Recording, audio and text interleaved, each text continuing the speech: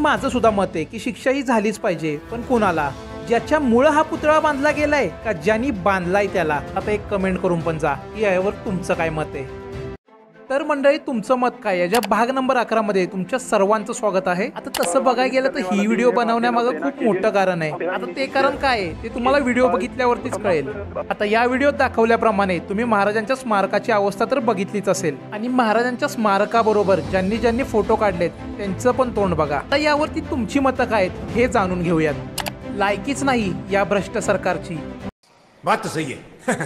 दौड़ना तो पड़ता है. आता आपण फक्त कारणे ऐकायची. फडणवीस शिंदेची. वाऱ्याचा वेग, हवेचा दाब, उन्हाचा तडाखा, मुसळधार पाऊस, कडाक्याची थंडी. काय सांगतील नुसतं ऐकायचं. साला ये दुख काय खत्म नहीं होता बे. आता फडणवीस शिंदे आणि अजितने सत्ता विसरून जावी. म्युझिक.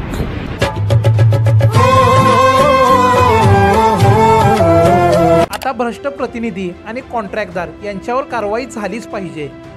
बात तो सही है. दौड़ना तो पड़ता है. निसर्गाला सुद्धा हे सरकार मान्य नाही. कौन है ये लोग? कहां से आते हैं? आणि माझं सुद्धा मत आहे की शिक्षा ही झालीच पाहिजे, पण कोणाला? ज्याच्यामुळे हा पुतळा बांधला गेलाय का ज्यांनी बांधलाय त्याला? आता एक कमेंट करून पण जा की यावर तुमचं काय मत आहे.